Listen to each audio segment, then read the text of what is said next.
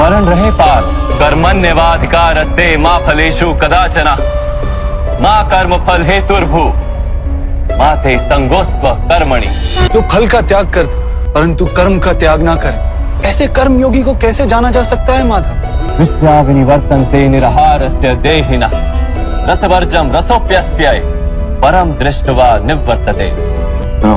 जो स्वाद से छूटने के लिए भोजन का ही त्याग कर देता है, वास्तव में उसके मन से स्वाद की लालसा कभी जाती ही नहीं, उसे दोहरी हानि होती है। एक तो वो निर्बल हो जाता है, जिसके कारण परमात्मा को प्राप्त करने का जो प्रयत्न अनिवार्य है उसे वो नहीं कर पाता, और दूसरा सदा ही उसका मन स्वाद की लालसा से भरा रहता है। इसलिए भोजन का त्याग करने से उत्तम है स्वाद की लालसा का ही त्याग कर दिया जाए।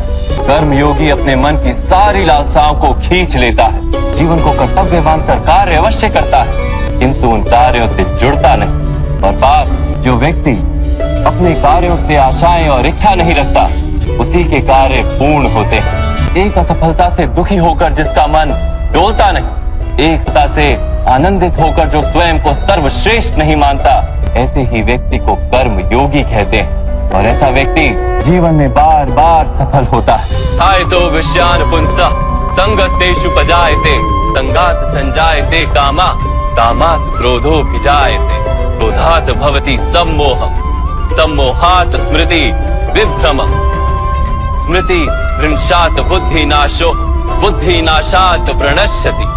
फल की आशा से कामना प्रकट होती है, और कामना का तो स्वभाव है असंतुष्ट रहना।